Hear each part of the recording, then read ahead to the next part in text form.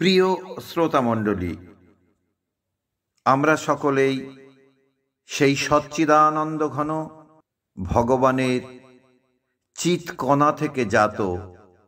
তাই স্বরূপত আমরা সবাই আনন্দের সন্ধান করে বেড়াচ্ছি। কিন্তু শ্রীমদ্ ভাগবত গীতায় স্বয়ং পরমেশ্বর ভগবান শ্রীকৃষ্ণ বলেছেন, সংসার হচ্ছে দুঃখালয়ম অশাশ্বতম। সংসার দুঃখের আলয়। তাহলে সেখানে সুখ খুঁজে বেড়ানো কি সত্যি বুদ্ধিমত্তার কাজ? আসুন, সত্যিকারের সুখ কোথায় লুকিয়ে আছে? কিভাবে আমরা সেই সুখের সন্ধান পেতে পারি? তার পথ দেখিয়ে গেছেন স্বয়ং ভগবান শ্রীকৃষ্ণ তার অমৃতময় শ্রীমদ্ ভাগবত গীতার উপদেশের মাধ্যমে। হ্যাঁ, শ্রী গীতার মধ্যেই সত্যিকারের সুখ লাভের পথ দেখানো হয়েছে।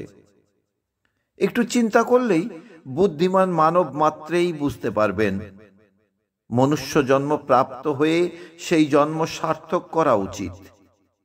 আহার, নিদ্রা, মৈথুন প্রভৃতি সাংসারিক ভোগজনিত সুখ পশু কীটাদি নিম্নজনিতে পাওয়া যেতে পারে।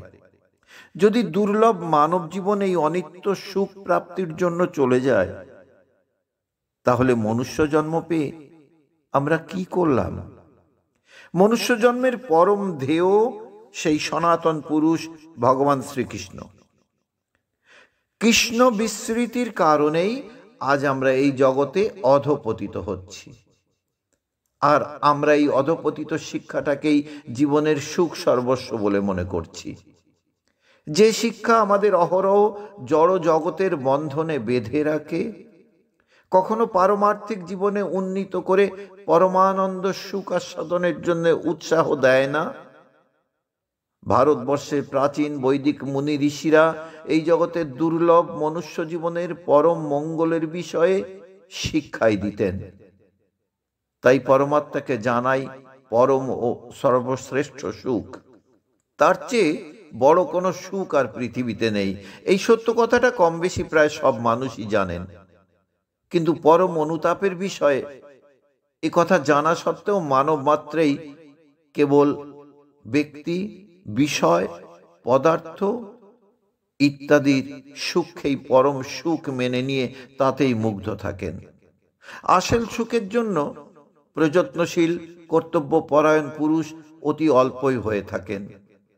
তাই তো শ্রীমদ্ ভাগবত গীতার 7ম অধ্যায়ের 3য় শ্লোকে ভগবান শ্রীকৃষ্ণ বলেছিলেন, মনুষ্যানাং সহস্রেষু কশ্চিন যততি সিদ্ধয়ে যততামপি সিদ্ধ্যানাং কশ্চিৎ মাং বেত্তি তত্ত্বতঃ। হাজার হাজার মানুষের মধ্যে কেউ কেউ আমাকে পাওয়ার জন্য যত্ন করে থাকে, এবং যত্নকারী যোগীদের মধ্যে কোনো পুরুষ মতপরায়ণ হয়ে আমাকে যথার্থভাবে জ্ঞাত হয়ে থাকেন। শ্রী ভগবানের বাক্য অনুসারে বর্তমানে সামান্য কিছু সৎ মনোভাবের ব্যক্তি সত্যিকারের সুখে প্রাপ্ত হতে চান। আবার তাদের মধ্যে কেউ কেউ শেষ লক্ষ্য পর্যন্ত পৌঁছাতে পারেন না, কারণ অধিকাংশ সাধক সামান্য সাধনা করেই থেমে যান। তারা নিজেদেরকে অধিক উন্নত স্তরে নিয়ে যেতে পারেন না। অল্প সুখেই তারা তুষ্ট হয়ে যান। তাছাড়া সাধকদের মধ্যে আসল কারণ যেটি, কেবলমাত্র অজ্ঞানতা, অসাবধানতা ও অকর্মণ্যতা। এর কারণেই তারা সেই সত্যিকারের সুখ অনুভব করতে অসমর্থ হয়ে থাকেন। তাই মানুষকে সাবধান হয়ে উৎসাহের সঙ্গে কর্তব্যপরায়ণ থাকা উচিত। উপনিষদে বলা হয়েছে, উত্তিষ্ঠৎ জাগ্রত প্রাপ্য বরান নিবোধত ক্ষুরস্য ধারা নিশ্চিতা দূরত্বয়া দুর্গং পথস্তঙ্ক বসে বদন্তি। ওঠো, সাধনার জন্য প্রযত্নশীল হও, অজ্ঞান নিদ্রা থেকে জাগো। শ্রেষ্ঠ বিদ্বানগণ যে পথকে তীব্র ক্ষুরধারের মতো দুর্লঙ্ঘ, দুর্গম ইত্যাদি বলে থাকেন, মহাপুরুষগণের কাছে গিয়ে তা বোঝার চেষ্টা করো। সুতরাং ভগবৎ সাক্ষাৎকার রূপ পরম কল্যাণ এবং পরম সুখ প্রাপ্তির সাধনায় কিঞ্চিত মাত্র বিলম্ব করা আদৌ উচিত নয়। এটি মানব জন্মের একান্ত ও পরম কর্তব্য। এই সুখই সবচেয়ে বড় সত্যিকারের শ্রেষ্ঠ সুখ, সাত্ত্বিক সুখ, যা শ্রীমদ্ ভগবদ গীতার ছত্রে ছত্রে সাক্ষাৎ মেলে। এই সুখের বর্ণনা করতে গিয়ে ভগবান শ্রীকৃষ্ণ গীতার 6 অধ্যায়ের 21 নম্বর শ্লোকে উল্লেখ করেছেন, সুখম অত্যন্তিকং ইয়ত্তদ বুদ্ধি গ্রাহ্য মতীন্দ্রিয়ম বেত্তি যত্র ন চৈবায়ং স্থিতশ্চলতি তত্ততঃ। যে সুখ আত্যন্তিক ও অতীন্দ্রিয়, কেবল পরিশুদ্ধ বুদ্ধি দ্বারা গ্রাহ্য, যে অনন্ত আনন্দ আছে, যোগী এই অবস্থায় সেটি অনুভব করেন এবং সেই অবস্থায় স্থিত যোগী কোনোভাবেই পরমাত্মা স্বরূপ হতে আর বিচলিত হন না। শ্রীমদ্ ভগবদ গীতার 6 অধ্যায়ের 22 নম্বর শ্লোকে আমরা দেখলাম ভগবান বলছেন, ইয়ং লব্ধা চ পরং লাভং মন্যতে নাধিকং ততঃ যস্মিন স্থিতো ন দুঃখেন গুরুনাপি বিচল্যতে। পরমেশ্বরের যে লাভকে প্রাপ্ত হয়ে তা থেকে অধিক অন্য কোনো লাভ আছে বলে মানেন না এবং ভগবৎ প্রাপ্তি সদৃশ যে অবস্থায় স্থিত যোগী ভয়ানক দুঃখেও বিচলিত হন না। যদিও এই সত্যিকারের সুখ প্রাপ্তির উপায় কিছুটা কঠিন, কিন্তু অসাধ্য নয়। শ্রী পরমাত্মার শরণ গ্রহণ করলে কঠিন হলেও তা সর্বথা সরল, সুখসাধ্য এবং অত্যন্ত সহজ হয়ে যায়। তাই ভগবান শ্রীকৃষ্ণ প্রতিজ্ঞাপূর্বক গীতার 9 অধ্যায়ের 32 এবং 33 নম্বর শ্লোকে বলেছেন, মাং হি পার্থ ব্যাপাশ্রিতা যে অপি সুপাপজনয় স্ত্রিয় বৈশ্যাস্তথা শূদ্রাস্তেয়োপি ইয়ান্তি পরাঙ্গতিম কিং পুনর্ব্রাহ্মণা পুণ্যা ভক্তা রাজর্ষয়স্তথা অনিত্যম সুখং লোকং ইমাম প্রাপ্য ভজস্ব মাম। হে অর্জুন, স্ত্রীগণ, বৈশ্যগণ এবং শূদ্রাদিক তথা পাপ ও যোনি বিশিষ্ট যে কেহ লোক হোক না কেন, তারাও আমার আশ্রয় নিয়ে পরম গতি লাভ করেন। সুতরাং পুণ্যশীল ব্রাহ্মণ ভক্ত এবং রাজর্ষি ভক্তগণের আর কথা কি? তারা আমাকে আশ্রয় করলে নিশ্চয়ই পরম গতি লাভ করবেন। তাই তুমি সুখ রহিত এবং ক্ষণভঙ্গুর এই মানব শরীর প্রাপ্ত হতেই নিরন্তর আমাকে ভজনা করো। তাই সাধক বর্গের উচিত তিনি যেন পরমাত্মায় দৃঢ়তর বিশ্বাস স্থাপন করে তার আশ্রয় নিয়ে নিজ উন্নতির প্রতিবন্ধক কারণ সমূহকে দূর করার চেষ্টায় ব্রতী হন। সাধকের ধারণায় তার কাছে সংসারে যে সর্বোত্তম সদাচারী, ত্যাগী, জ্ঞানী ও মহাত্মা মনে হয়, তার কাছে গিয়ে তার আজ্ঞানুসারে সাধনায় তৎপরতার সাথে যোগ দেওয়া উচিত। তার বাক্যে দৃঢ় বিশ্বাস রাখা চাই। তার কাছে গিয়ে কিন্তু কিং কর্তব্য বিমূঢ় হতে নেই। সেখানে নিজের বুদ্ধিকে প্রাধান্য দেবেন না। তার কথিত সাধন যদি ঠিকমতো উপলব্ধি করতে পারা না যায়, তাহলে বিনম্রভাবে জেনে সমাধান করে নেওয়া উচিত। সাধনায় লাগার পরেও যদি কিছুকাল পর্যন্ত প্রত্যক্ষ সুখের প্রতীতি না হয়, তাহলেও বুঝতে হবে পরিণামে পরম হিতের উপর বিশ্বাস রেখে তার আজ্ঞা পালনে কদাপি বিমুখ হতে নেই।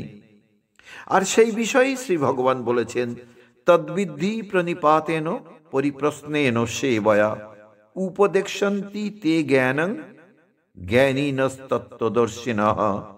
শ্রীমদ্ ভগবদ গীতার 4th স্কন্ধে 34 নম্বর শ্লোকে। দণ্ডবৎ প্রণাম তথা সেবা এবং নিষ্কপটভাবে প্রশ্ন দ্বারা সেই জ্ঞানকে জানো। সেই তত্ত্বদর্শী জ্ঞানীগণ তোমাকে সেই জ্ঞানের উপদেশ প্রদান করবেন। সাধকের এরূপ কখনো ভাবা উচিত নয় যে আমি যে কোনো দিন এই সাধনা পরিত্যাগ করব। তার এমনই মনে করা উচিত যে এই সাধনাই আমার পরম ধন, পরম কর্তব্য, পরম অমৃত, পরম সুখ এবং আমার প্রাণের পরম আধার। যারা এরূপ মনে করেন যে পরমাত্মার জ্ঞান হবার পর আমার সাধনার আর কি প্রয়োজন, তারা ভুল করবেন। যে সাধনা দ্বারা অন্তঃকরণ পরম শান্তি লাভ করেছে, তিনি তা কি করে ছেড়ে দিতে পারেন? পরমাত্মা প্রাপ্তি হবার পরে সেই মহাপুরুষের স্থিতি দেখে তো দুরাচারী মানবেরও সাধনার প্রবৃত্তি এসে থাকে, যাকে দেখে সাধনা বহির্ভূত মানবগণ সাধনার জন্য ব্যগ্র হয়ে পড়েন। সাধকের এক কথায় দৃঢ় বিশ্বাস থাকা উচিত যে কর্তব্য পরায়ণ ভগবৎ শরণাগত পুরুষের কাছে কোনো কাজই দুঃসাধ্য নয়। তিনি বড়র চেয়েও বড় কাজ সহজেই করে ফেলতে পারেন। এই শক্তি প্রকৃতপক্ষে প্রতিটি মানবের আছে। নিজের শক্তির অভাব মেনে নেওয়ার অর্থ নিজেকে অধপাতে নিয়ে যাওয়া। উৎসাহী পুরুষের কাছে কষ্টসাধ্য কাজও সুখসাধ্য হয়ে ওঠে। আবার মাঝে মাঝে সাধকের উচিত নিজেকে নিজের পরীক্ষা করে নেওয়া। সূক্ষ্ম দৃষ্টি দিয়ে বিচার করলে নিজের লুকানো দোষও প্রত্যক্ষ দেখা দিতে থাকে।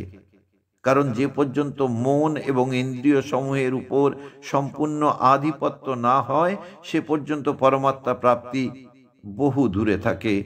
তাই গীতা 6ষ্ঠ অধ্যায়ে 36 নম্বর শ্লোকে ভগবান বলেছেন, অসংযতাত্মনা যোগো দুষ্প্রাপ্য ইতি মে মতিহি বশ্যৎমনা তু যতোতা শক্যোহবাপ্তুমুপায়তঃ।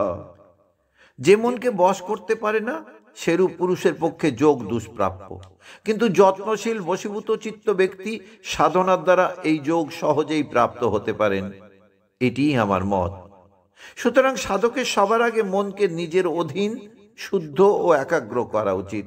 তার জন্য শাস্ত্রে দুটি উপায়ের কথা বলা হয়েছে, অভ্যাস এবং বৈরাগ্য।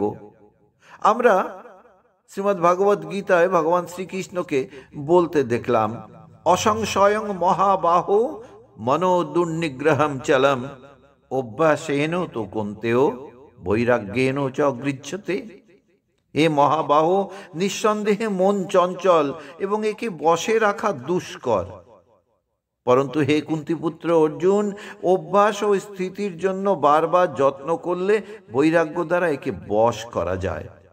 পাতঞ্জলি যোগ দর্শনের প্রথম যোগখণ্ডের 12 নম্বর শ্লোকে আমরা দেখতে পাই, অভ্যাস বৈরাগ্যাভ্যাং অনিরোধঃ। অভ্যাস এবং বৈরাগ্য দ্বারা চিত্তবৃত্তি সমূহের নিরোধ হয়ে থাকে। অতএব ভগবত অনুশীলন ও আরাধনা, সনাতন হরিতে আসক্তি পরম সুখ। এর চেয়ে সুখ আর কোনো কিছুতেই স্থায়ী হয় না। অস্থায়ী সুখ অপেক্ষা স্থায়ী সুখ লাভ সবারই কাম্য। আসুন আমরা শ্রীমদ্ ভগবদ গীতাকে আমাদের দৈনন্দিন জীবনে অনুসরণ করি। সবাই মিলে বলুন, জয় রাধে।